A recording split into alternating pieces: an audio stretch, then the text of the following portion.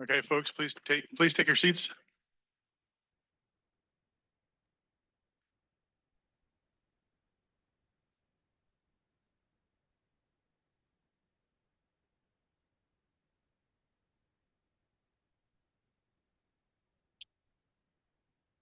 Okay, welcome everybody. This is the Transportation Committee meeting, Friday, June 6th, 2025. First, I'd like to ask our interpreters to explain how to access interpretation. Please go ahead. Thank you. Good afternoon. To use the interpretation feature, please scroll to the bottom of the Zoom screen where the meeting controls are, and then click on the interpretation icon or the world, and select English as your language. If you are joining through the Zoom mobile app, cell phone, tablet, etc., please press the ellipsis, then interpretation, and then choose your language. Finally, click on mute original audio to not hear the original Spanish low in the background. Headsets are available for interpretation. If you are in the meeting room, please check out a headset from the receptionist in the lobby. Now in Spanish. Para hacer uso del servicio de interpretación, favor de desplazarse a la parte inferior de la pantalla de Zoom, donde aparecen los controles. Haga clic en el icono de interpretación, el globo terráqueo, y seleccione Spanish o español. Si está utilizando la aplicación móvil de Zoom, en su celular, tableta, etc., presione los puntos suspensivos, luego Interpretation o interpretación y luego el idioma. Si no desea escuchar el audio original en inglés en el fondo, favor seleccionar Mute Original Audio o silenciar el audio original. Contamos con auriculares disponibles para el servicio de interpretación. Si se encuentra en la sala de reunión, favor de pedir auriculares con la recepcionista en el vestíbulo. Gracias. Thank you. Thank you. Now, I'd like to take a moment to acknowledge the land that we call home. The tribal nations of the San Diego region have historically faced injustices. We acknowledge the harmony that existed between the land, nature, and its original peoples, who have since endured displacement, persecution, and systemic oppression. We pay our respect to the unceded territory and the homelands of the 18 tribal nations in our region, the most in any county in the United States, from 4 cultural groups, the Kumeyaay Digueño, the Luiseño, the Copeño, and the Cahuilla. This land has nourished, healed, protected, and embraced them for many generations in a relationship of balance and harmony. As members of the SANDAG community, we acknowledge this legacy. We aspire to learn from the indigenous traditional knowledge and experiences in undoing the injustices of the past. Now, please join me for the Pledge of Allegiance. Ready? Begin. I pledge allegiance to the flag of the United States of America and to the republic for which it stands, one nation under God, indivisible, with liberty and justice for all.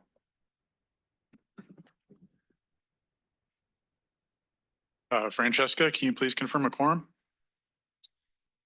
Thank you, Chair. We do have a quorum with the City of San Diego and North County Inland absent today. Thank you. Before moving on to item 1, I would like to let everyone know that the first report item, agenda item number 4, flexible fleets, will be pulled from today's agenda and will be heard on June 20th. I believe Mario will have a few comments to say about that. Moving on to item 1, we'll move on to the agenda. For today's meeting, I am proposing that we do 2 minutes of public speaking time per agenda item, with the exception of consent, which will be limited to 1 minute of public speaking time on the consent item. Francesca, do we have any member non-agenda public comments?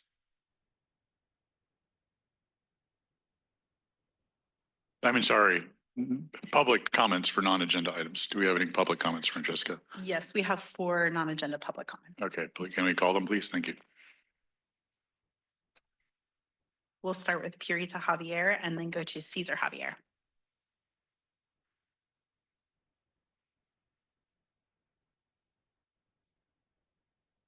Go ahead. Yeah, go ahead now. Yeah, please.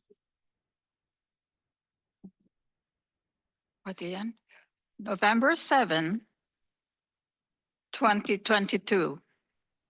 Cesar Javier, 5232 Streamview Drive, San Diego, California, 92105. Dear Cesar, thank you for reaching out to my office regarding your continued concerns over the air quality in your neighborhood and the bee apiary next to your residence. We've reached out to the city's code enforcement department and the country's air pollution control district, who found no violations of either air quality standards or city code.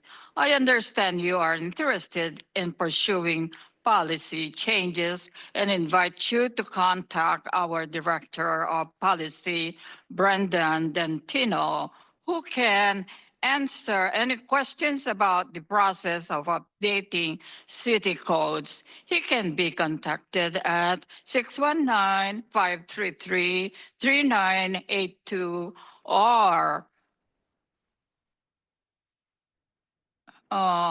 if you have any additional concerns that come up, please do not hesitate to contact Ben Mendoza at B Mendoza only, San Diego Gov, or 619-510-6896. The District 9 team and I are committed to the highest standard of constituent service and will continue working to provide you with the city, you and all San Diegans. Thank you, Purita. Your time has Deserve. expired. Sincerely. Next will be Cesar Javier, followed by Blair Beekman.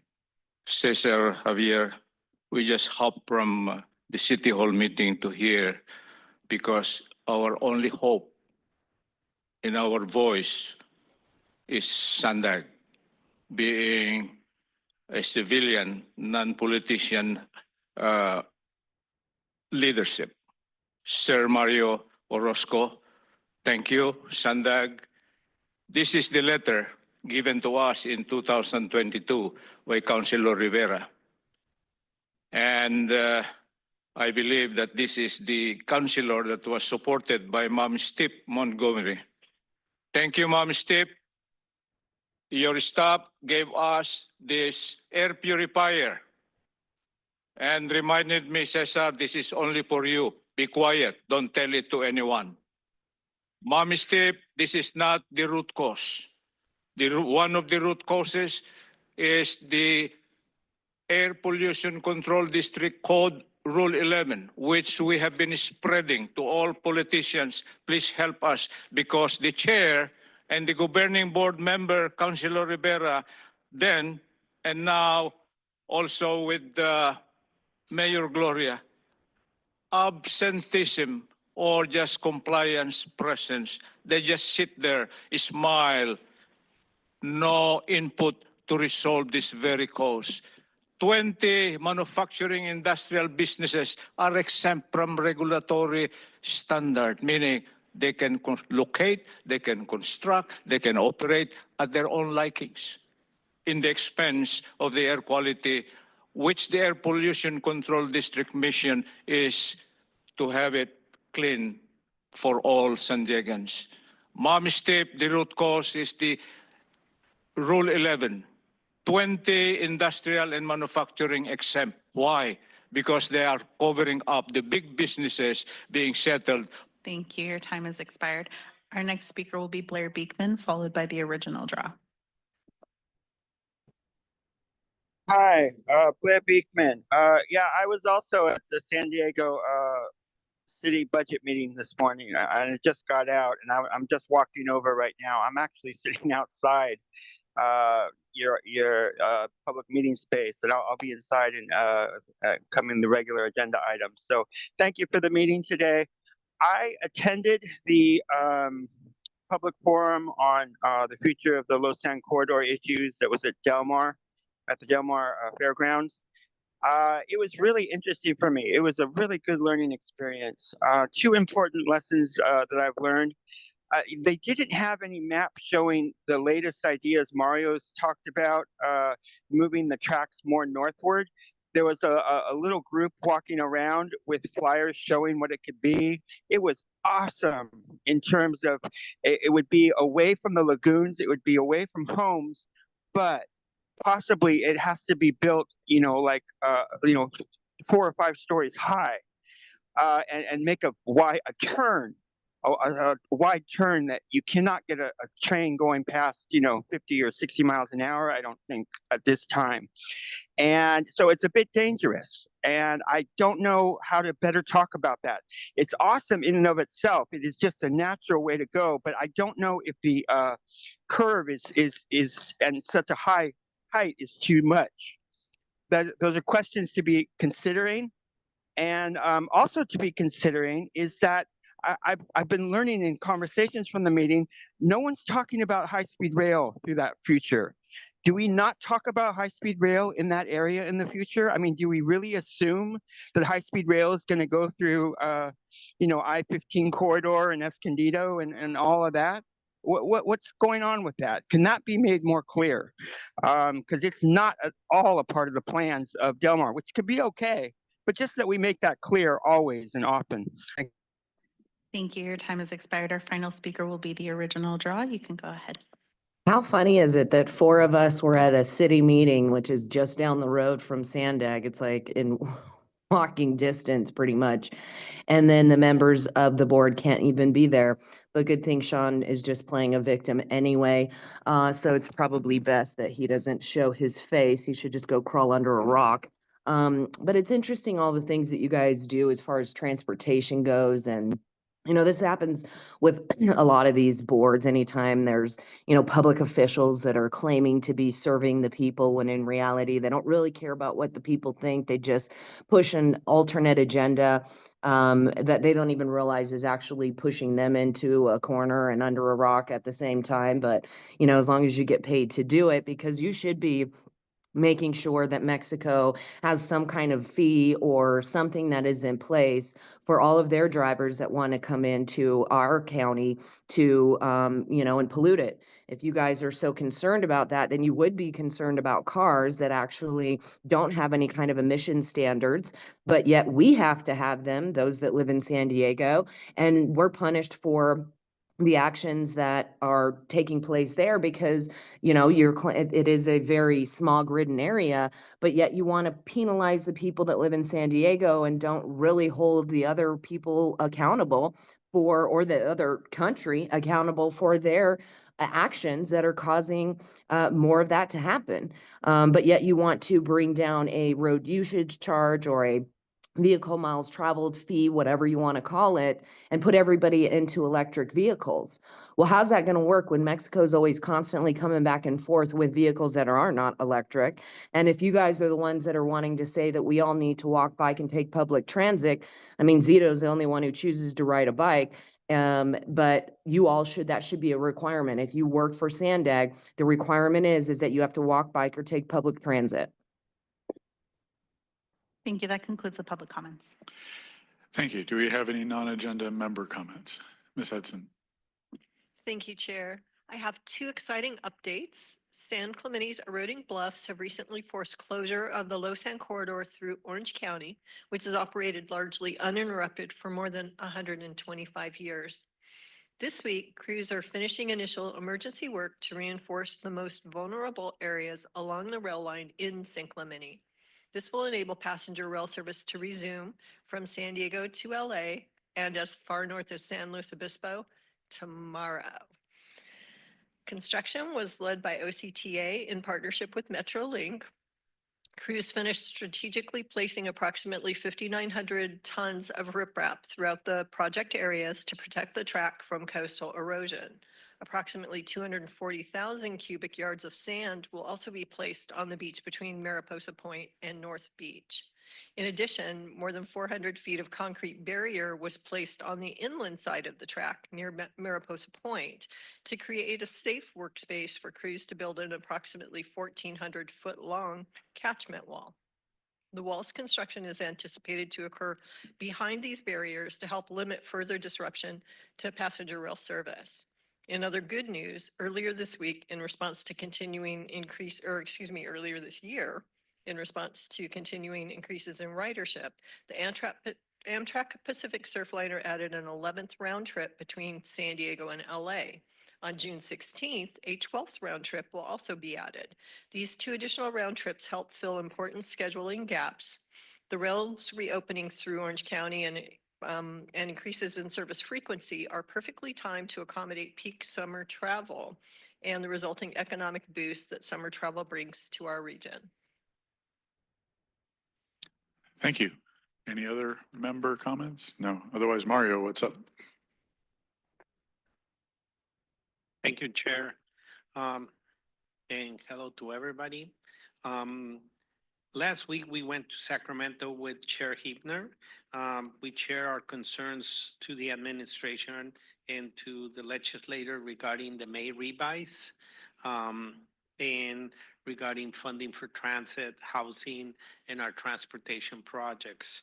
We talked about Senate Bill 375 reforms needed regarding this bill that deals with setting target emissions in the 4-year cycles.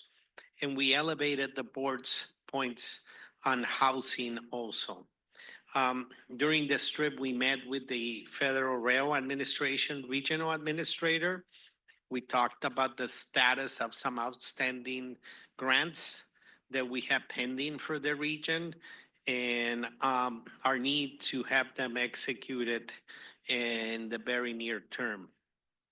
We also had a meeting at the Lieutenant Governor's office, and we had discussions and updates both on the Lausanne project realignment as well as Otay Mesa East.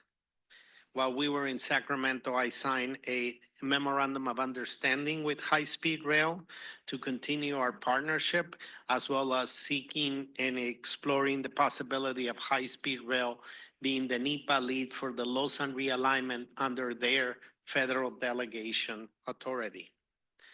Regarding some project updates, as I've been informing the board in several policy advisory committees, we have been working on the Elvira to Morena Lausanne alignment. This project was finalized some years, 5-6 years ago. And we have had a portion of a retaining wall that has had settlement and movement. We have been tracking this. We've been working with the operators in the area to, more than anything, assess the stability and the safety of the alignment through there. And we have initiated the process for contracts to deal with the issue and stabilize that location. We will continue keeping everybody abreast. Once we know if there are any impacts to the line, delays or anything due to the upcoming construction, we'll be keeping everybody informed. But we're monitoring it daily to assess the integrity of the line. Yesterday, I really want to thank our partner Caltrans and Fox here. They hosted the public meeting on the draft environmental document on the 1578 connector. It's a next step to a very big and important project in the area for the direct connectors from 15 to the SR 78. The comment period is going to end July 7th. It's open, and hopefully a lot of people and agencies will provide their comments. We also had another public meeting regarding the Lausanne realignment, our notice of preparation. It was very well attended. Depending who you ask, it was between 120, 150 people. The meeting was recorded. This opens the public comment period for that Lausanne realignment project. The deadline to submit comments will be June 30th. As I mentioned before, we are working with High Speed Rail and seeing who will be the NEPA lead. As soon as that gets defined, there's going to be a very similar process and another NOP, but now it's going to be a notice of intent, which will be another public meeting where the public can provide comments also on the environmental document. Another major milestone is we released last week the regional plan, the 2025 regional plan for SANDAG and the region. Our comment period is open through July 18. We're going to have several outreach meetings. The very first one is going to be in El Cajon on Wednesday, June 11 at 5:30. There are going to be multiple sessions, about 5 or more. And the team is really trying to do outreach to inform and garner comments. I've also been informing the board and the different policy advisory committees how the back office system for our tolling enterprise is going. We're continuing to work with the vendor Deloitte and understanding some delays that we're seeing. I have asked the team and Deloitte to give us the best and worst case estimates on the schedule to be able to provide the best assessment. And I've also asked the team to provide us a risk assessment and alternatives in order to move forward with a back office system that will be more sustainable for the region. I'll keep everybody abreast of how we're going. We will come to the board and provide an update shortly. Now, regarding item number 4, Flexible Fleets Program. Today, as the chair mentioned, we pulled the item from today's meeting. The main reason is because we have been asked to evaluate if existing microtransit services that were already operating could also qualify for the grant program. We really pushed the envelope with our partners, the funding federal agencies on this, but we understood from them last week that there are only new programs that are covered within this pilot scenario. So that's why we pulled the item, because we had included also existing programs. And by changing or editing it, it didn't give enough time for the review, the Brown Act requirements to put out the write-up. We really apologize for that, but at the same time, we were following what the desire of the region was, which was being bullish and pushing the envelope with our federal agencies to try to get the maximum flexibility of the program. Sometimes you win, sometimes you don't win. In this case, they told us, go back to the original scope. So anyway, that is the reason behind it. We will continue to work on this, and the item will be coming later this month. And finally, our SANDAG offices and customer service center will be closed on Thursday, June 19th for June 10th day. And that concludes my report today, Chair. Thank you, Mario.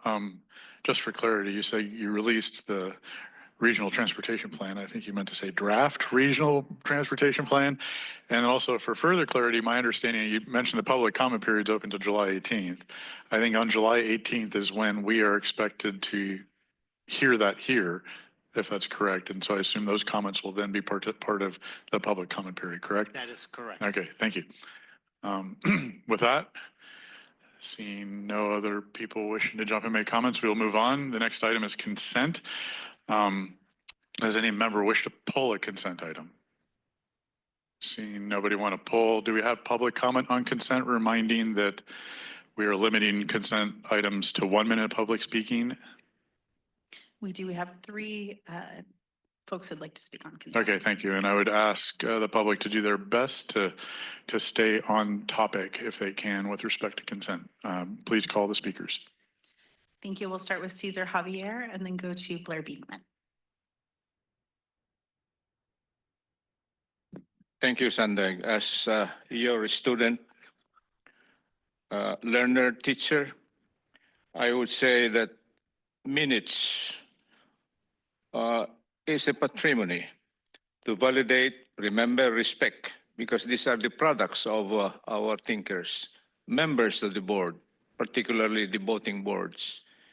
And we are lucky. Hopefully, this will be the minute next time, we have our county supervisor, Montgomery Steep. I am very, very hopeful and reinvigorated to hear her product. Our community issue is etched in the minute, and we are very thankful. Our names, Cesar Javier, Purita Javier, we bearing with them as the community issue on toxicity.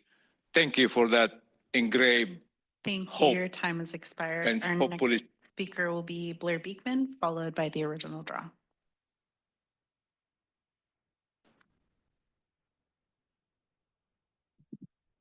Hi, thank you, Blair Beekman.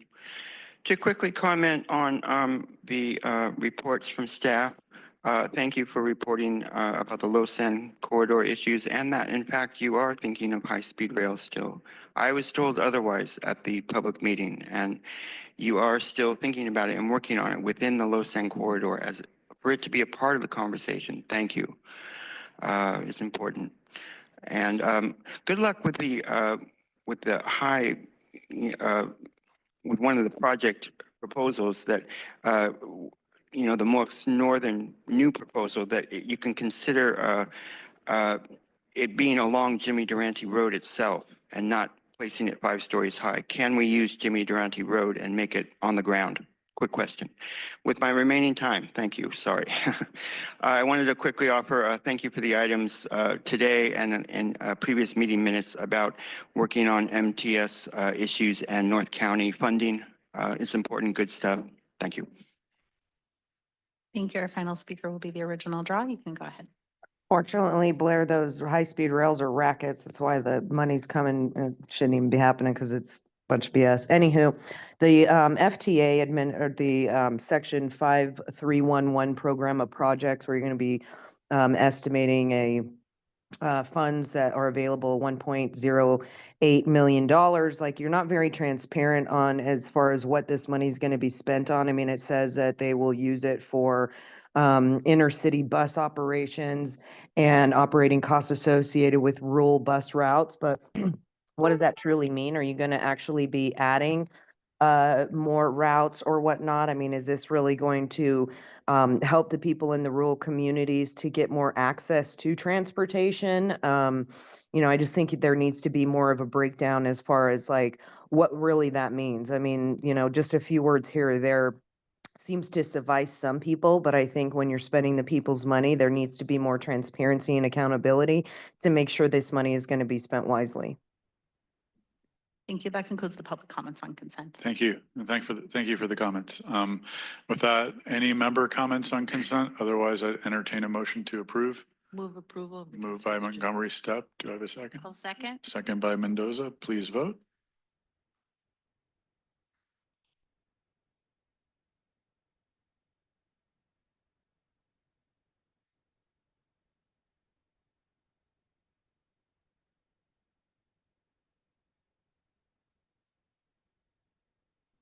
That motion passes unanimously with those members present. Thank you. As noted, we are skipping item 4, so we will now move on to item 5, the Specialized Transportation Grant Program Cycle, call for projects. And it looks like it's Jenny Russo and Ali Vasquez.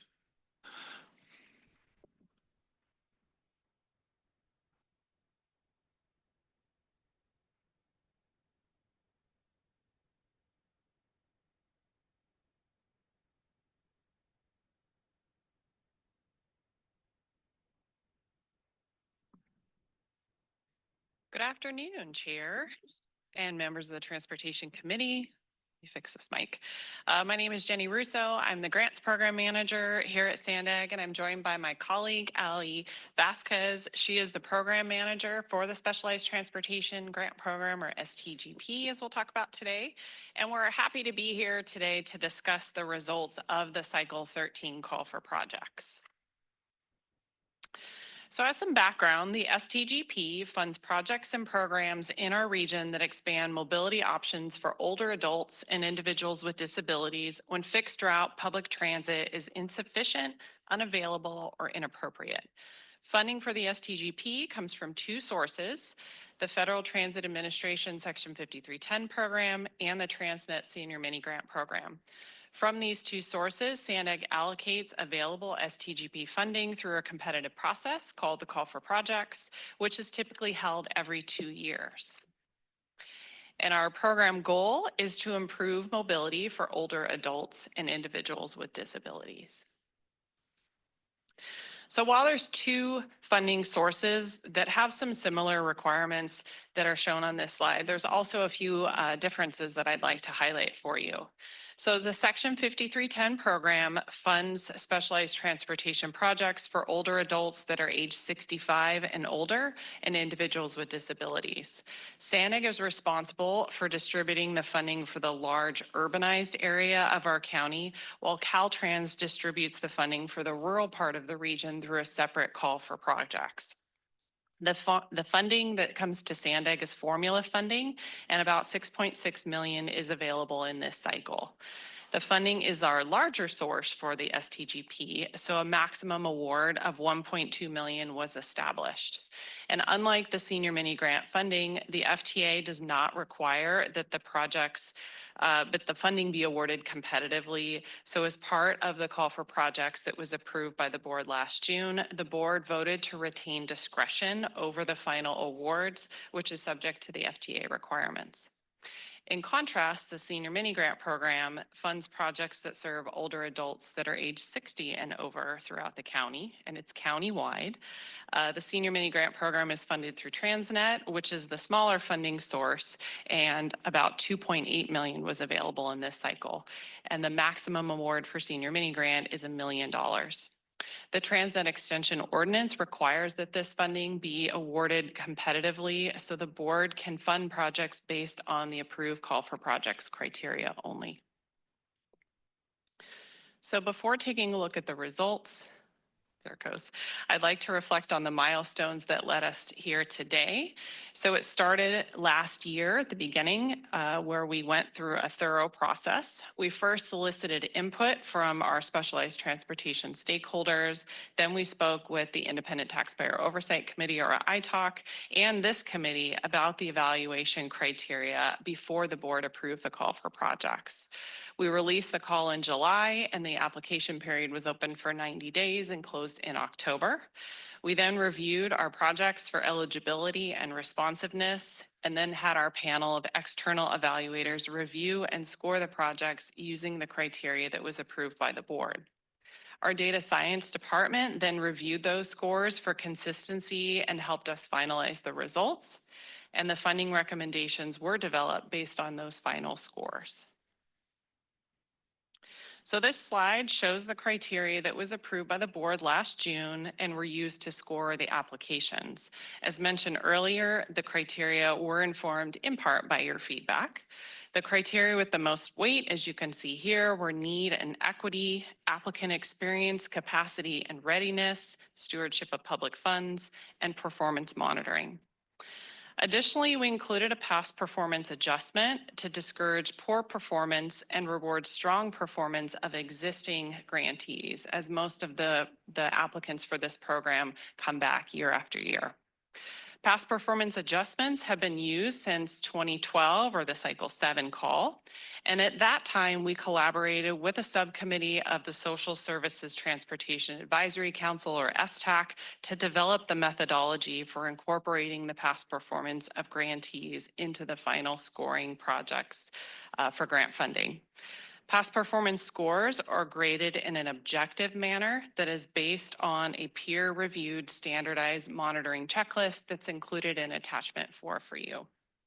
Existing grantees have an opportunity to review and discuss those scores during one-on-one consultations, and they sign off on their past performance score. The call for projects requires that the past performance adjustment not be applied to new applicants or applicants that did not have a grant with performance measures within the past performance review period. So many of you may be wondering who were the individuals that scored these applications. So we had 4 evaluators for senior mini grant and 3 for section 5310, and they were given about a month to review those applications after being briefed on their responsibilities and screened to confirm that they had no conflicts of interest with any of the applicants. All the evaluators had experience in services for specialized transportation population. We also had 1 evaluator who had personalized experience as a specialized transportation user, and 2 evaluators had grant writing and management experience. And lastly, we had another evaluator who had adult caregiving experience. I'll now turn things over to Allie to discuss the applications and the results in detail. Okay, thank you, Jenny. Hi, everyone. Before I go ahead and get started while I'm thanking Jenny, I also want to give a thank you to all of the applicants for their patience and understanding throughout the applications process. They've been very great to work with and shown a lot of bravery in asking questions about the process and also patience with us on any project delays. So I want to thank them before I move on, but I'll go ahead and get started. I wanted to talk about the requests that we had associated with the Cycle 13 call. So we received requests from 16 nonprofit organizations and local agencies that requested approximately $12.44 million to support 57 projects. Though we had less applications from this cycle compared to our previous cycles, we did have more funding requested for Cycle 12 than in previous cycles.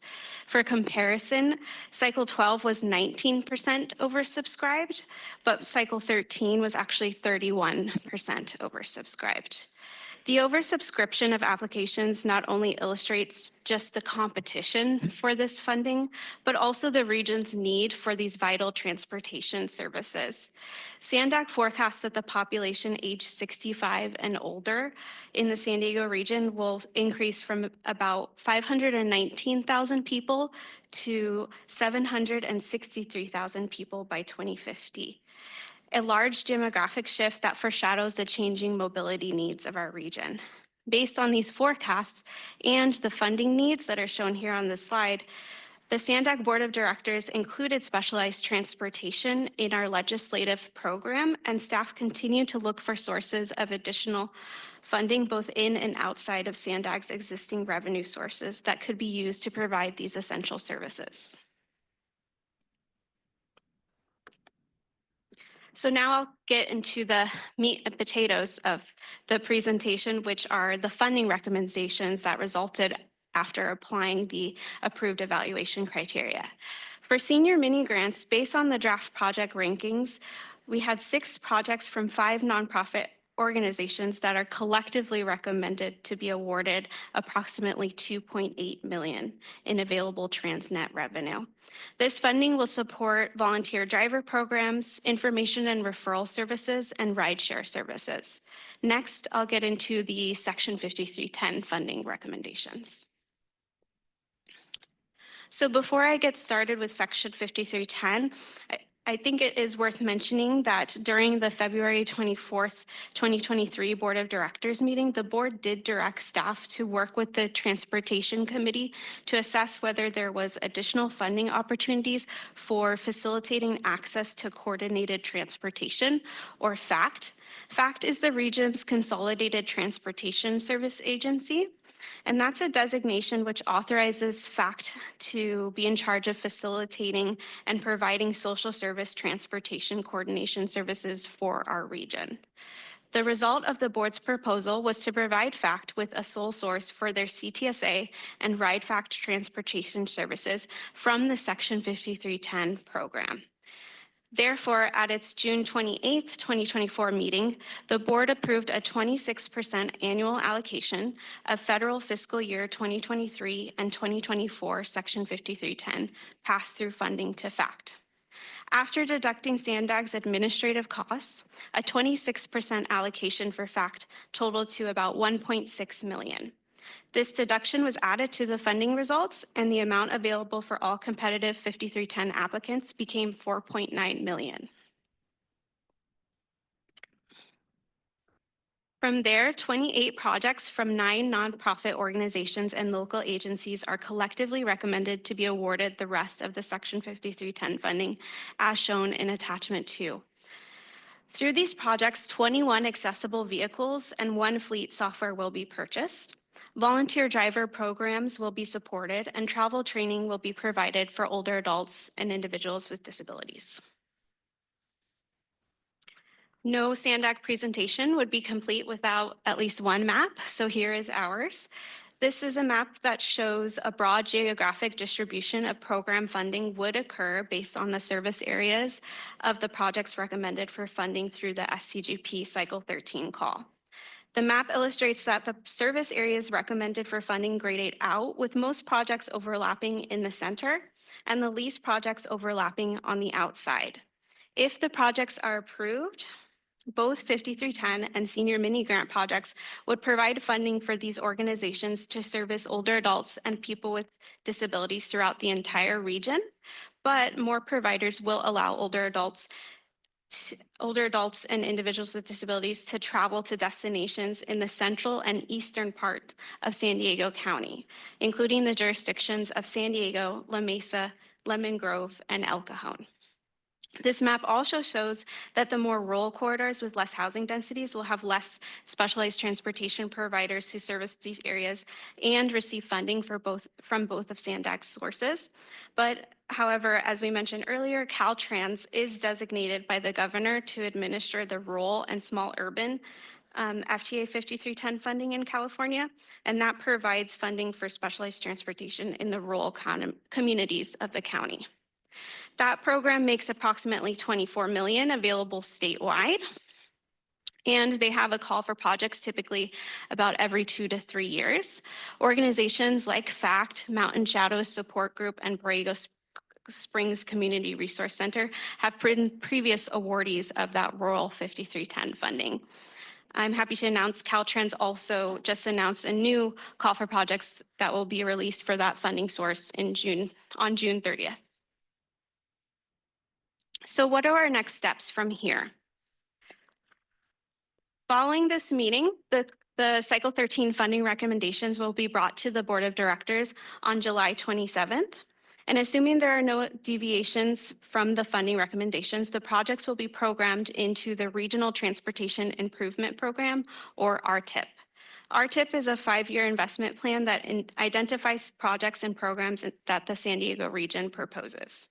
Staff will also hold a successful applicant webinar, as well as unsuccessful applicant debriefs, and prepare the grant agreements for execution in the summer. Awarded SMG projects will start no sooner than July 1st, and Section 5310 projects will start no sooner than October 1st. So thank you for listening to our presentation today. We welcome any questions or comments at this time. Thank you, Jenny and Ellie. Very good information. We will go ahead and start with public speakers. Francesca, how many speakers do we have at this point? This time we have a total of 9. 9, okay. With that, we'll leave the same amount of time at 2 minutes per speaker. Can you start calling the speakers? Thanks.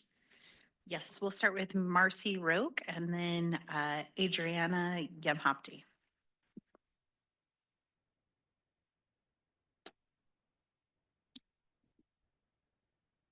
Good afternoon. I'm Marcy Roque, President of Travelers Aid and a member of the Coalition of Specialized Transportation Providers. Among other providers, my organization is recommended for funding in response to the Cycle 13 call for projects, and we are both grateful and fortunate. After everything that has happened over the last 2.5 years with Cycle 12 funding, the CTSA's plea for sole source funding, this committee's debates, and the complicated and controversial Cycle 13 call for projects, we are relieved to have finally arrived today with the funding recommendations up for approval by the Transportation Committee. I do understand there are many complicated factors that have led to delays, but I want the committee and staff to know that it does negatively impact small nonprofits like mine when these approvals are postponed. Staffing decisions, budgeting, and future planning all must wait when funding sources are uncertain.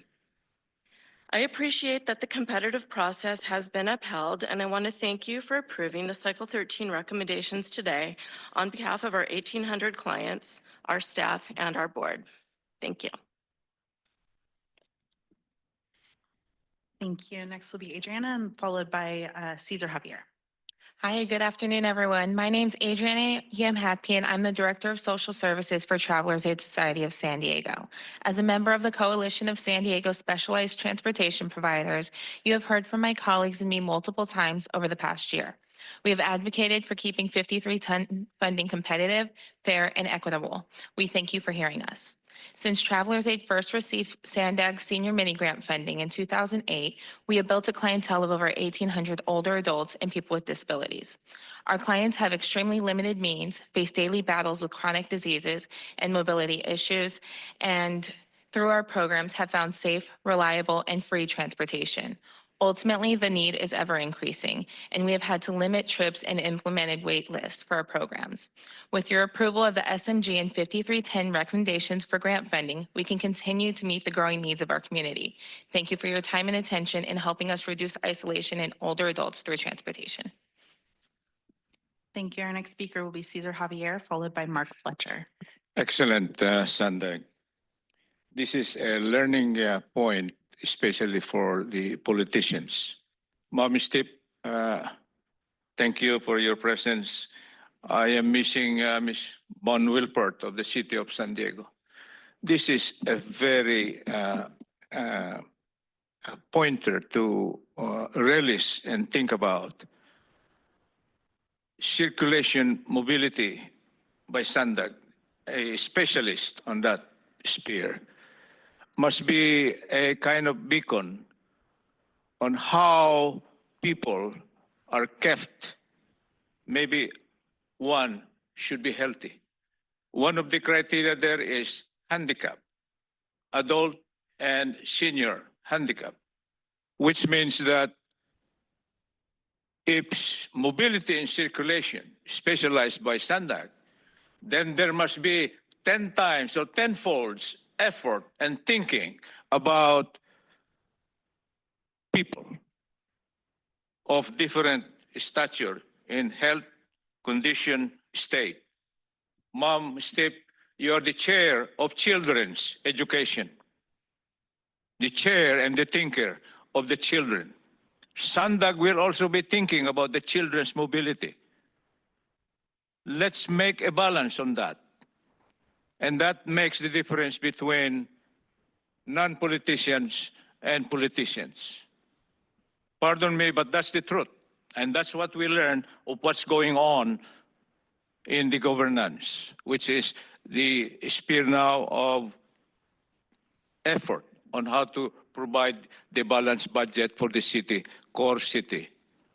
And this is a lesson for us. Thank you, SANDAG. You are digging and digging on how to provide public service. Thank you. Your time has expired. Our next speaker will be Mark Fletcher, followed by Kaylee Levitt.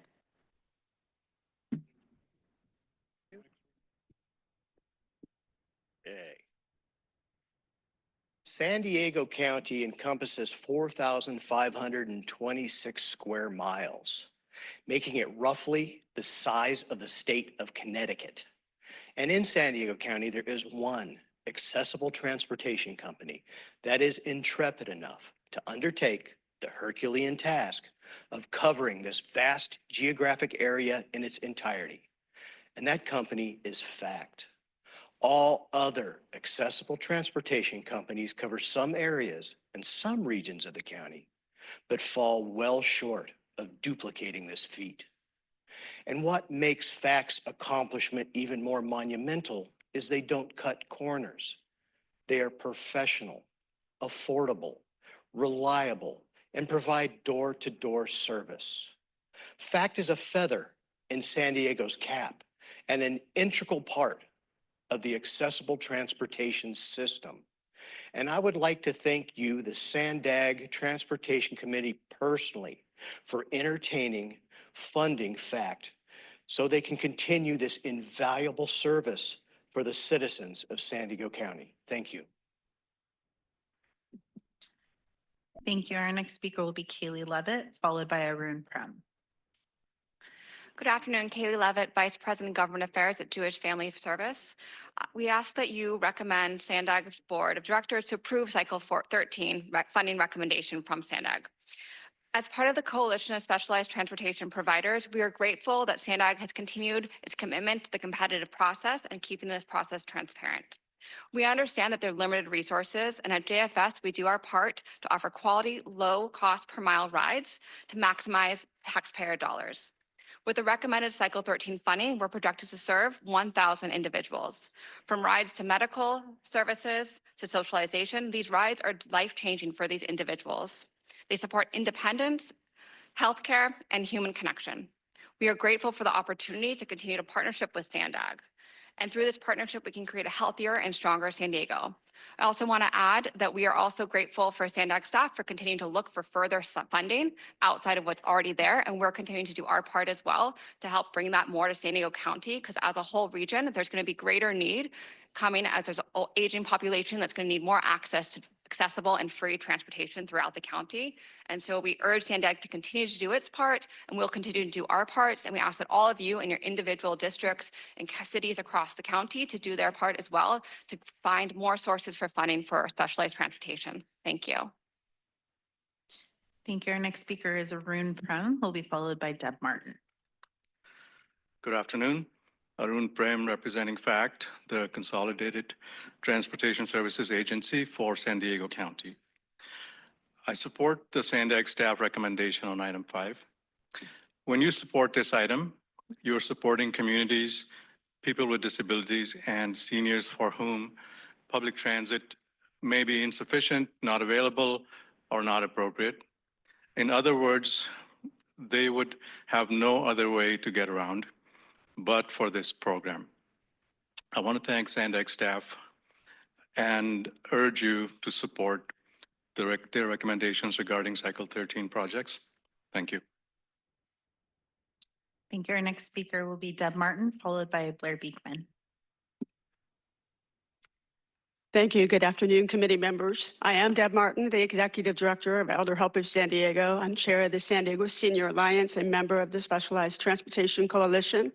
Our 5 coalition member organizations, some of whom you've heard from today, bring a combined 255 years of experience serving low-income seniors through Section 5310 and senior mini grant programs. With Cycle 13 funding, we will collectively serve more than 70,000 San Diego County residents. I'm pleased to see Cycle 13 conclude with most worthwhile programs funded. In our 17 years of participation, this was our longest and most challenging cycle. We maintain strong reservations about the committee's decision to approve a non-competitive allocation that significantly reduced funding for other critical programs. Our concern isn't about any specific organization. It's about ensuring fair, transparent, and equitable process for all grantees and all programs. We're collectively committed to applying lessons learned to strengthen future cycles. As federal cuts continue impacting social services, our coalition's work becomes increasingly vital for seniors who depend on specialized transportation to access healthcare, nutrition programs, and essential services. I want to thank the staff members, Jenny, Allie, Brian, and Zachary, who's no longer here, for navigating Cycle 13's complexities, and to the committee members for your service. I invite you all to visit our programs. I'm confident that you'll be impressed by the depth and impact of the work that we're serving San Diego's most vulnerable residents. Thank you for your time and your continued partnership. Thank you. Our next speaker will be Blair Beekman, followed by the original draw.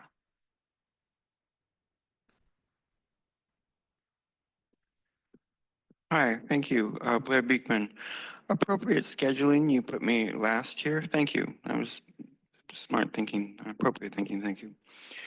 I wanted to comment in the little understanding I have of these things. I wish I had more, that this is an important item. I've been trying to speak in how I understand this subject for years now here at SANDAG.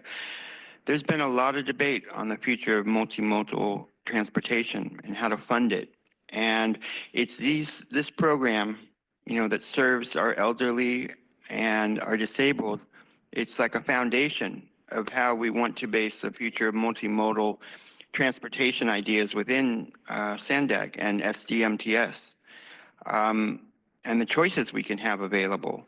And we kind of went kooky in the past few years on the subject, and we've been trying to bring that back and reorganize ourselves and concentrate on basics, and these are the basics, and we're doing that here, so thank you. I hope from these good projects and doing these, our basics well, we can start again to better address multimodal concerns. I mentioned I was just up in San Francisco recently. Automated vehicles are really here.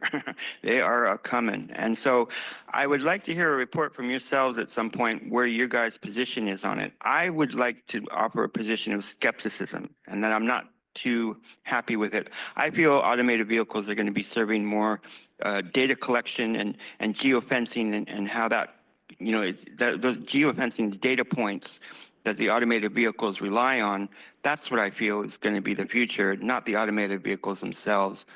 I'm not too big on the safety features of automated vehicles. So some sort of report to talk about our multimodal future would be appropriate and nice. And we're building it well. Thank you. I think our final speaker will be the original draw. You can go ahead. It is good to be skeptical because, man, the things that come down the pipe are pretty just scary to think about. But it's so great to see all the money whores come in and, vie for the money that they need, because it's like anytime there's a grant or an opportunity to get money, they come and shake their hoo-haws and be like, give it to me. We're going to offer a better service. I'm going to do it this way. They're going to do it that way. And I'll, make sure to really lube you up. But, it's just interesting too, because don't get me wrong, providing transportation for the disabled or seniors, yes, is absolutely something that should be happening.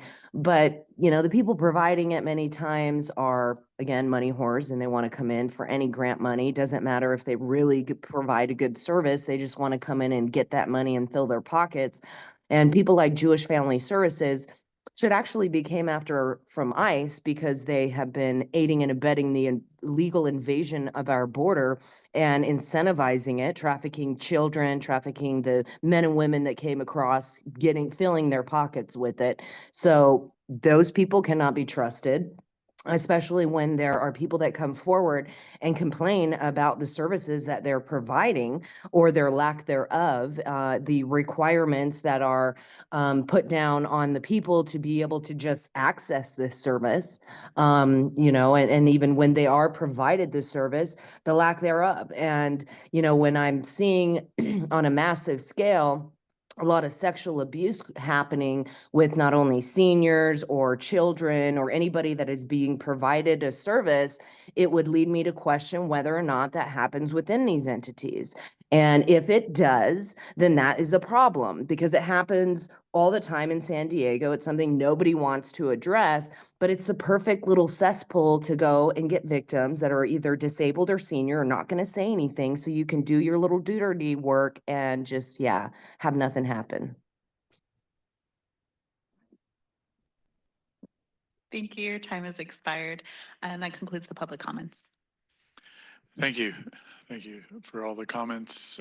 Any member questions or discussion?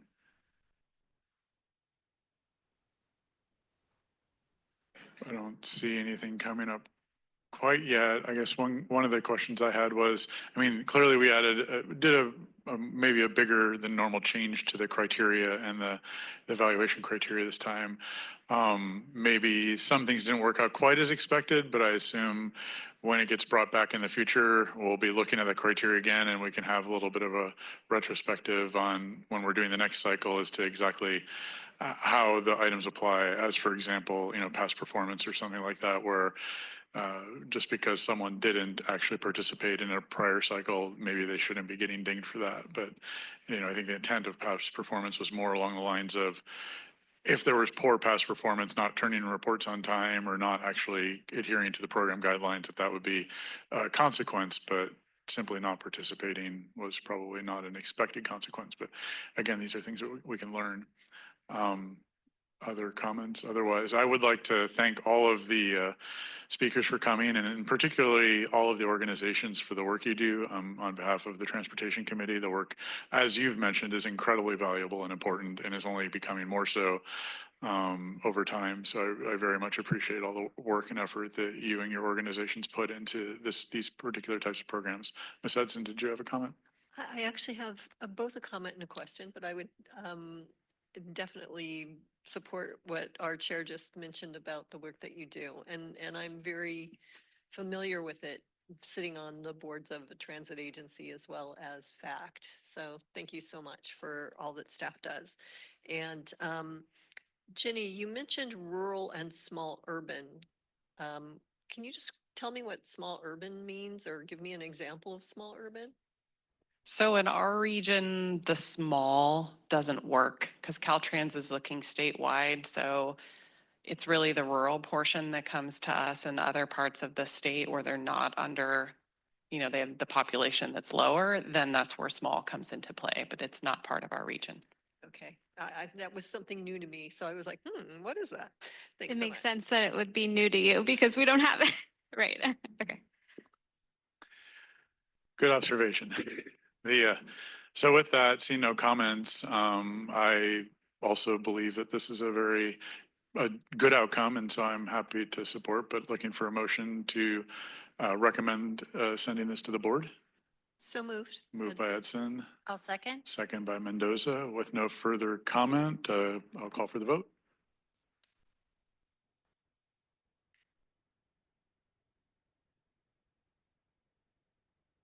That motion passes unanimously with those members present. Thank you for that. Now I know we have a member that needs to leave, so a question for our attorney, are we able to hear a discussion item if we don't have a quorum? Can we move forward and do that, or do we need to take a break and see if Sean's actually going to show up? So technically you Should, yeah, okay. Yeah. Have we, for a little bit more? Okay. Well, I appreciate that. And thank you very much, Ms. Mendoza. Yeah, right. So, okay. So with that, we will go ahead and move on to the next item, which is item number 6, the Regional Vehicle Miles Traveled Mitigation Program. It's a discussion item. And it looks like we have Jacob, Mark, and possibly Stephen and Kirsten. We are missing Mark. Okay, no Mark. The 3 of you can handle it, I'm sure. My name is, hello, Chair, committee members. My name is Kirsten Yucatel. I am a senior planner in the Environmental Compliance Group at SANDAG. And I am the SANDAG project manager coordinating with the county, who is really taking the lead on this project. And their consultant, Stephen Cook from Intersecting Metrics, Jacob Armstrong from the county, developing a VMT mitigation program for our region. So we are here to give you an update on the status of that project. And with that, I'll let Jacob introduce himself and turn it over to Steve. Hi, good afternoon. My name is Jacob Armstrong. I'm the Chief of Land Development and Planning Development Services at the County of San Diego. And I'm Stephen Cook with Intersecting Metrics. I'm the consulting project manager on this effort. So we'll start with a little bit of background on how the program got started. The program is funded through a Caltrans Sustainable Transportation Planning Grant. It was a joint grant that was done between SANDAG and the County of San Diego.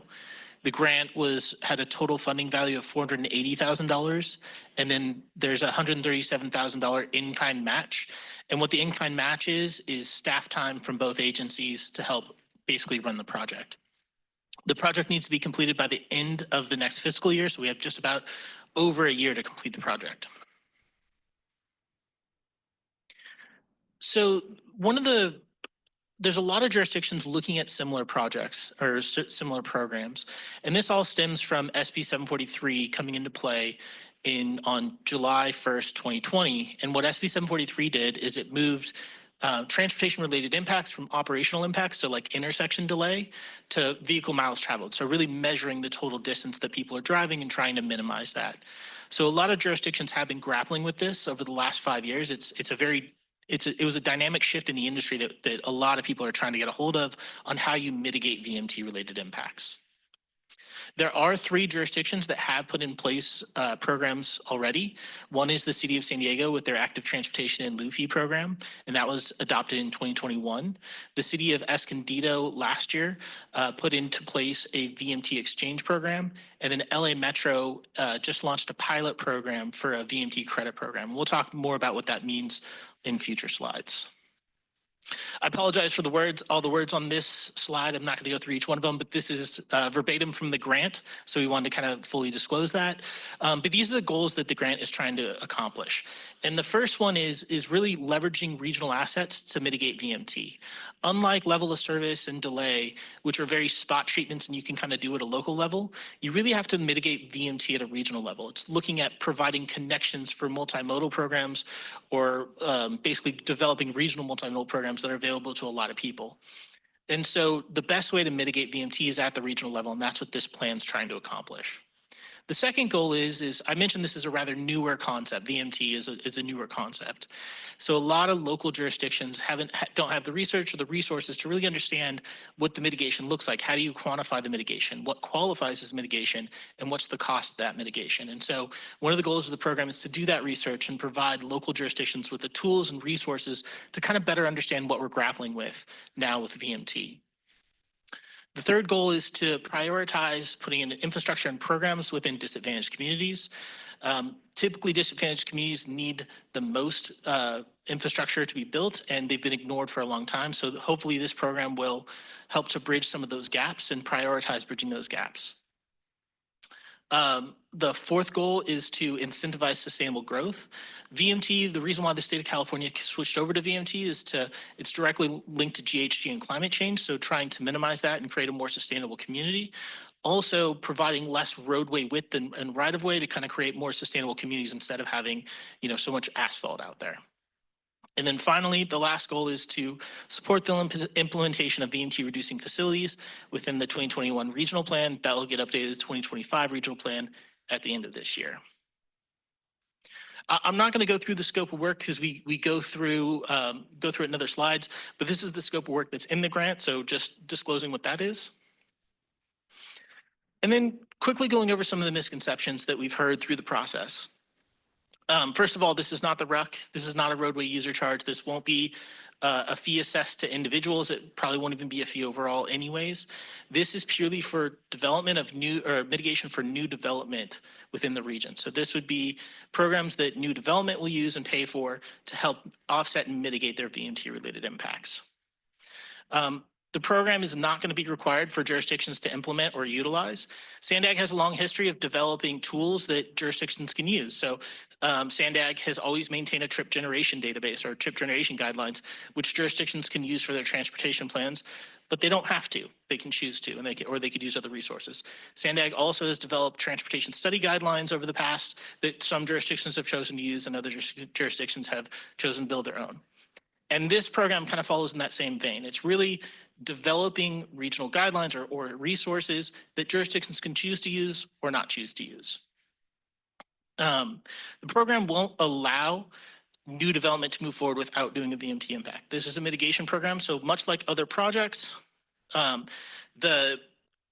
a new development will need to actually do the VMT analysis, identify the impact, identify the magnitude of that impact, and then it could potentially use the program to mitigate that impact. So it still has to go through the secret process, it still has to identify the impact, and then it could use the program to potentially help mitigate those impacts. And then lastly, this program will not require jurisdictions to change their transportation study guidelines or thresholds. This is meant to be used as a tool on top of those thresholds. So looking at VMT mitigation programs, there's really 3 different types. You can have a bunch of different elements of each type, but you can really boil them down to 3 different buckets. The first bucket is an LUFI program. This is very similar to the City of San Diego's Active Transportation and LUFI program. That's where new developments generate VMT, have VMT related impacts. They then pay a fee to a jurisdiction. And then the jurisdiction uses the revenues from those fees to build VMT reducing infrastructure or implement VMT reducing programs, which help offset the impacts, created by the new development. The second type is a mitigation banking program. This is similar to what LA Metro has a pilot program that was implemented last year. That's where a jurisdiction builds VMT reducing infrastructure or puts into place VMT reducing programs, and they capture that VMT. So if a jurisdiction builds a bike lane, it reduces VMT within the community by 100 miles a day. They can bank that 100 miles of VMT and take that as a credit. They can then sell those credits to new development that have VMT related impacts or will create VMT related impacts to ultimately help offset their impacts. And then the final type is a VMT exchange program. And this is where a project in location A, they may not be able to offset their VMT through mitigation locally. So what they can do is either work with the jurisdiction they're in or work with other jurisdictions to identify VMT reducing infrastructure programs that they could build in location B, whether that's in a different part of their own jurisdiction or in another jurisdiction, but they could build that infrastructure somewhere else to help reduce existing VMT to ultimately offset their impact. And we don't have to pick one of these program types. We can blend them together. We can partner them together and really create a hybrid system because it might not be a one size fits all solution for every program type with every jurisdiction. So this is kind of the process that we took to get where we are today. And where we are today, as this shows, is we have a preferred program that we'll present and would like feedback on. But really what we did is we started with a bunch of high-level programs. We filtered that through evaluation criteria. We got down to 3 or 4 projects or program types. We did an analysis on those. We ran those back through the evaluation criteria and selected the preferred program. And from here, we'll actually develop the detailed program and ultimately create a program that can be implemented. So a big part of this project or program is having our technical advisory committee. And what that is it's all the traffic engineers and city planners from the jurisdictions within the region. We've met 4 times already, and really their role has been to provide us information, provide us ideas, and to peer review the work that we've done to make sure that we're building a program that can work kind of across the region and would be usable for all jurisdictions. So how did we actually develop the program alternative? We started with ideas. And so the ideas, it's kind of like there's a no bad idea type situation. So we looked at ideas of all different program types, whether ones that other jurisdictions have implemented, ones that we've read white papers about, and even just ideas from the TAC and from our project team of what could work. And this could be, regional banking programs or local guidelines for VMT reduction and so those kind of things. So kind of no bad ideas. There's no idea is a bad idea. And then we started to partner those ideas together. That's kind of where it goes back to the hybrid that we talked about. So maybe we partner a regional exchange program with a local fee program, or maybe we develop a regional grant program that could be distributed locally, something like that. So we came up with 8 different programs that we looked at. We brought those programs to the TAC. The TAC voted on their 4 favorite ideas. And so we went through and kind of did a more detailed analysis on each of those 4 ideas to really understand how much VMT could be reduced. What's the legal consequences or legal hurdles that could be with this program? Does this program will reduce enough VMT to actually mitigate the impacts? We ran that back through the evaluation criteria, and we selected the preferred program. And the preferred program that we have now is at the local level, what we'll do is we'll help to develop local impact fee programs. We wanted any fee program to be handled at the local level and controlled by the local level. But what we'll do is we'll provide them guidance with both from a legal standpoint, we'll develop guidelines on how they can build a program, and we'll actually do the math to help tell them, okay, this is how much it would cost to reduce 1 mile of VMT within your jurisdiction, within the region, so that you could assess a fee based on that. And then you could build VMT reducing infrastructure within your own jurisdiction to help offset those impacts. But not all jurisdictions have that opportunity. There are more rural jurisdictions like the county and other ones where VMT reducing infrastructure just isn't as effective. So we wanted to provide a regional, basically a regional layer to this as well. So we're looking at a regional credit program. where jurisdictions within the region could, after they build VMT reducing infrastructure, they could seek credit for that infrastructure and then sell it to developers either within their own jurisdiction or other jurisdictions, as well as a regional exchange program. So what this would be is if someone in Solana Beach has a multi-use path that they would like built, but they don't have the development that they could assess it to, maybe someone in the county who doesn't have the same opportunities within the county could build that infrastructure and take the VMT reduction associated with it to help offset their impacts. So next steps, I kind of mentioned, we're here today because we want feedback on the program, on the preferred program. We haven't started to develop yet. We're about to kick that off. So now's the perfect time to give us any feedback or ideas or provide us comments on it, because that's our next step. We'll develop a local program nexus study. What the nexus study is it's really the documentation on, hey, this really is a fair share from a payment standpoint. It's providing the legal nexus to show developers will get X amount of benefit and pay X amount, and that all equals out together. And then we'll review the draft program with the TAC. And then finally, after we receive feedback from the TAC, we will finalize the program. This is our project schedule. We're right here where this is the first policy meeting. We're at our 4th TAC meeting, and we're due to build the program by October. And we'll probably be back sometime in December or after the first year to present the draft program. So any questions? Thank you. Really neat presentation. We'll start with public comment. Francesca, do we have any public speakers on this item? Thank you, Chair. We do. We have 3 public speakers on this item. We'll start with Cesar Javier and then go to Blair Beekman. Thank you, SANDAG. Now, I can see the picture. Air Pollution Control District has declared 5 major polluters, small mobility, which is this one now, in order to assess the impact of air pollution, to be directly hitting that bullseye. How could we standardize this?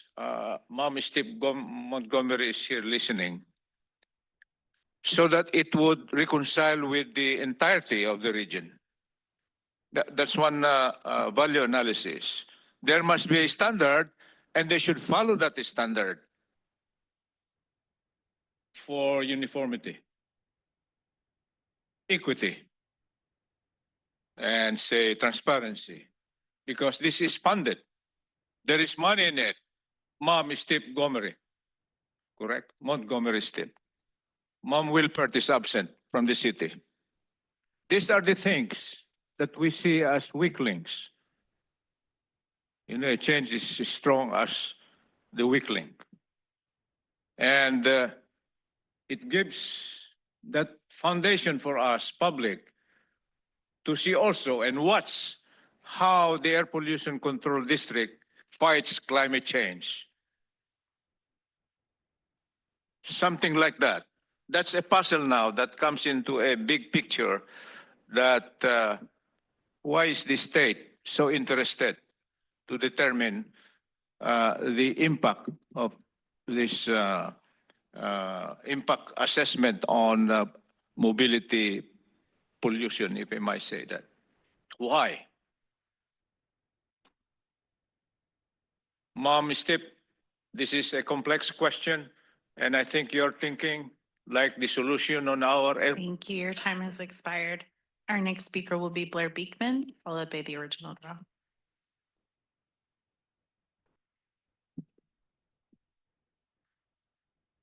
Hi, Blair Beekman. Thank you for this item. It's an important item to be considering our BMT issues, our environment. I worry Southern California's love affair with the car is going to be a difficult obstacle of life. How we just make more regular conversation, different forms of transportation. Good luck in those efforts and with this sort of item. I'm sorry if my words were ended up a bit strong on the previous item. I wanted to be a good learning process with uncomfortable subject matter. I'm trying to learn how uncomfortable subject matter can be a good learning process. And I'd mentioned that the automatic vehicle is going to be relying on geofencing and its data point collection. That is very relevant to this item, and how with VMT use, it'll be really relying on the data points, to make its measurements, to understand, how VMT is being used. And I feel, all the data and all the tech and all the surveillance that can be a part of those little data points in our future that automatic vehicles will also be relying on, that's going to be the important subject we need to be studying and talk about more regularly here in the future of SANDAG, that I hope we can, and I'd like to. And I just kind of wanted to make that clear, and thank you for allowing me to try to make that clear at this time. Thank you. I think our final speaker will be the original draw. You can go ahead. Yeah, I don't know why you need to close the meeting early. If there are people who are on this board don't want to participate, you need to get them off the board and put people in who do. Anyway, why Cesar is because they want to make money. So it's so interesting to listen to you guys engage in your rackets and go like, we're going to mitigate this. And you know how we're going to do it? We're going to charge people more money. And then we'll allow that to be used as a credit to then go and mitigate it over here, right? Because if you really cared about stuff, you would actually get to the root of the problem. But you don't, because it's always a money-making opportunity. You have to exploit crises or manufactured crises in order to pretend to provide a solution.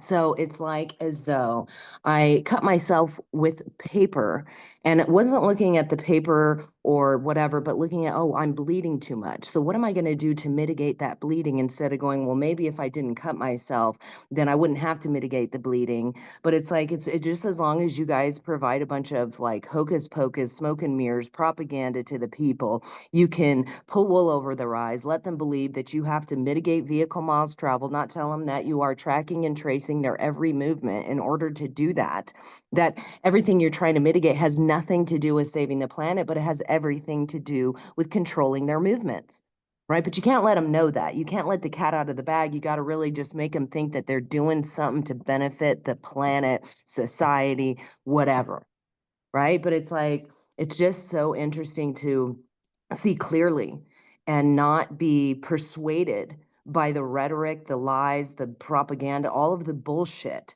that you guys serve out on these platters and get paid really well to do it, right? Because it's like no amount of money should ever make up for something that is happening. Just like if you're sexually assault, like a sexual assault will never be mitigated by money, but people will do that. Like, we'll give you money instead. If you do this, we'll give you money instead. If it really mattered, you wouldn't accept it, but it's the root of all evil, and you guys are playing in that playground.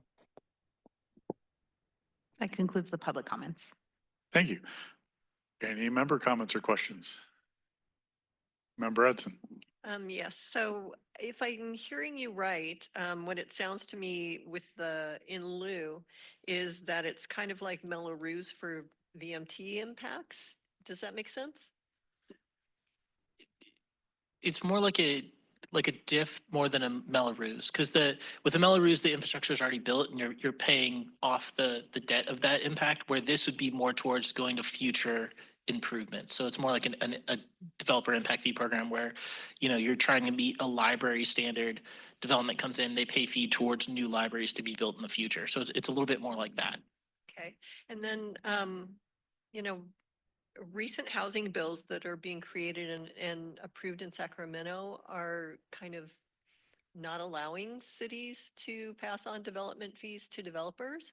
So what happens in that case?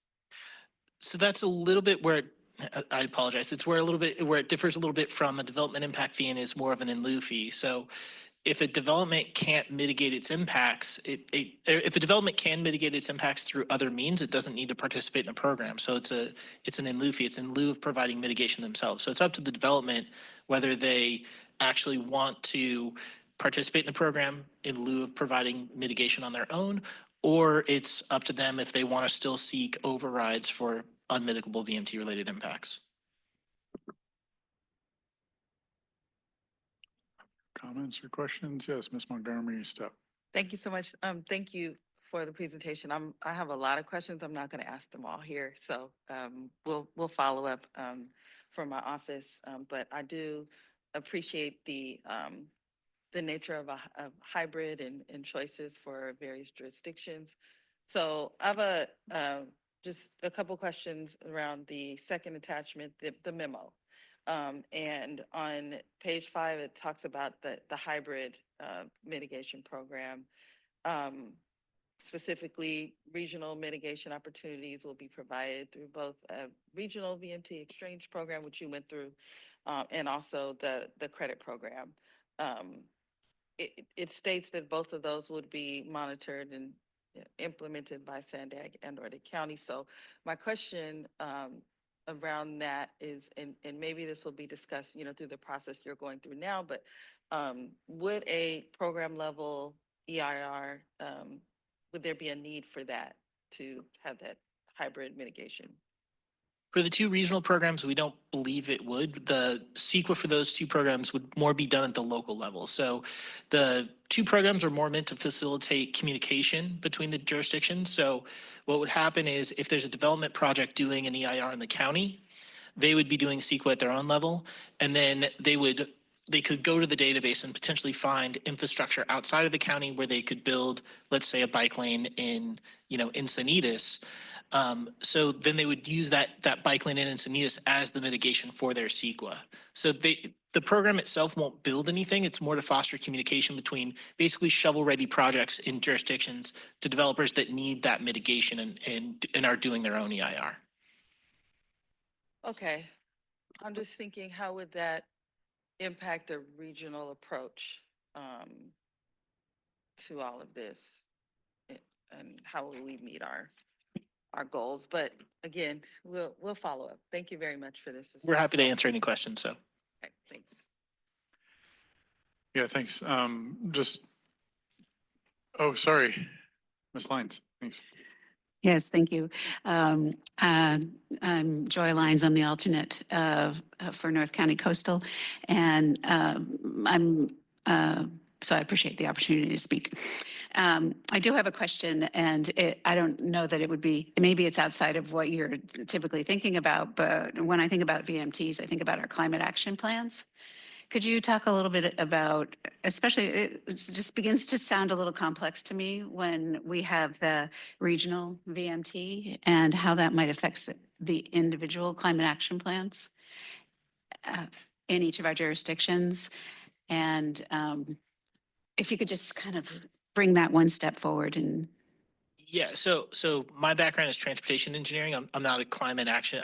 I don't have an expertise in climate action planning. So I can answer it to the best of my capability. But typically, climate action plans have VMT mitigation within them. Mm-hmm. And so if you're building a climate action plan and you need to reduce your VMT, you could leverage these programs to help basically reduce that, whether it's the regional programs looking to, hey, how can we reduce VMT overall within the region and ultimately help, because the climate doesn't stop at a jurisdictional boundary, so you're still reducing VMT and you're taking credit for it. Or if you have a local in lieu fee program where you are basically funding VMT reducing infrastructure within your own jurisdiction, that can also be used within climate action plans for VMT mitigation and ultimately GHG mitigation. All right, good. That may be part of the, carry on complexity of what you're talking about, that each of our jurisdictions would then need to know how to accurately capture what we're doing. And that's a big part of our next steps. And that's what our major role is. It's to really quantify all these things and provide exactly those tools so that jurisdictions can look at it and they can understand what they are and are not going to get out of it. And then they can use it for their own resources. Thank you. Go ahead. Mario, would you like to say something? I wanted to kind of connect a lot of dots here. We have an existing environmental mitigation program, regional and local, not BMT program, but it could be a model, right? It's an example of something that we've done. The regional one has been quite subscribed with our regional projects. The local one hasn't been that well subscribed with the local entities. it's a mile marker and it's a lesson learned there. And also want to connect that as we are looking into solutions with the current rules and regulations, we are also embarking conversations to discuss, like I mentioned earlier, Senate Bill 375 reforms, and it also affects BMT in the bill that addresses that. So there's a lot of moving pieces, parallel activities, and good practices that have happened. But I think moving forward with a program like this and getting to the different steps and then going on and comparing to those best practices and lessons learned can help us get something there, right? So it's just moving the needle, but there's a lot of balls up in the air on this subject. Thanks. Yeah, and thanks for the presentation. A couple of questions on my part are, one, so is this really only meant for projects that are big enough that trigger CEQA from a development perspective, or is it meant for any development? It would be any development that is identified to have a VNT related impact. Yeah, so for example, like, yeah, the thing that I would put in place is, so for example, our town, and I'm trying to figure out how this relates, a few years ago, switched to, instead of doing every project having to do some sort of traffic analysis or impact analysis, just did an overall study and then places a traffic impact fee on most projects, right? And so I'm trying to figure out how that relates to what might be suggested here. So we would have to go back to now doing traffic analysis on these projects, or how does this work? No, I actually built the fee program for Solana Beach, so I'm very familiar with it. No, Solana Beach wouldn't have to participate by developing their own local program because they already have one that's compliant. Okay. Where Solana Beach could participate in the program is if you guys build a multi-use path, you could apply for credit within the VMT credit program and sell the VMT credit associated with the multi-use path to development within other jurisdictions. You could, and from the funds that you receive from those credits, you could build more facilities. Okay, great. And then same thing with the exchange program. So if you guys have a CIP, shovel-ready CIP project, but you don't have the funding to build it, you could post it on the VMT exchange program, and you could see if other developers from other regions or other jurisdictions would want to implement those to seek the credit for it. Yeah, okay, all sounds great. From that perspective, then the other part of that, though, that gives me some concern is I wonder, from the perspective of having a regional exchange program, if maybe we should be, I mean, SANDAG is technically broken into 6 sub-regions, right? Maybe it should be a sub-region program of sorts, because, you know, one of the ways that we create disadvantaged communities is by putting all the benefits in one community and all the impacts in another community. And there needs to be some sort of process to make sure that we don't end up with all of the housing in South Bay and all of the bike lanes in North County, right? If you get my point. Yeah, and that's a very good point. I didn't touch on in the presentation, but that is one of the things that we are looking up. Okay. Because the other thing about having subregions is the cost to reduce 1 mile of travel in, you know, the northern coastal communities may not be the same as in San Diego, or as in, you know, the urban parts of San Diego or South Bay. So that's one of the things we are going to look at, and we are looking at potential subregions. Awesome, thanks. And then last comment is just making sure we're rigorous. I don't know what we do. So for example, for the longest time, all of our affordable housing projects, or all of our housing projects, had in lieu fees with respect to providing affordable housing. And it became pretty quickly obvious that those in lieu fees aren't anywhere enough to actually be able to produce affordable housing. So hopefully the analysis that we do in this type of situation would at least allow something to happen with the funds that get collected, as opposed to just collecting in lieu fees over time and never doing anything. just an observation on my part from what I've seen with in lieu fees in at least the affordable housing space. Yeah, that's the point of the Nexus study. That's why all the fees will be collected at the local level. So the program itself won't necessarily dictate that, but we would give the resources for, that's kind of what we talked about when we were talking about mitigation costing and stuff like that. Okay. Any other people want to jump in, or are you raising your hand again? I am, Yes, sorry. go ahead. Sorry, I Okay. wasn't clear. Just real quick on your point. I also want to add the diff fee conversation in there. I know these are not technically diff fees, but in using that comparison that you did before, what we saw, I think in the city of San Diego, were different assessment tools. So DIF was mostly used south of the 8, and you can see the big disparity as opposed to the facilities benefit assessment fees that were collected north. So that those, the differences are vast, and the DIF fee structure did not create the infrastructure that I think folks wanted it to create in the very beginning when the system was set up. So I think that being a part of the conversation will be important as well when we talk about disparity. Okay. Thank you. Well, thank you, folks. Appreciate the presentation and the information. It's very interesting. With that, we've reached the end of the agenda. Our next meeting is scheduled for Friday, June 20th, back at 9 a.m. Everybody have a good month until then. We're adjourned.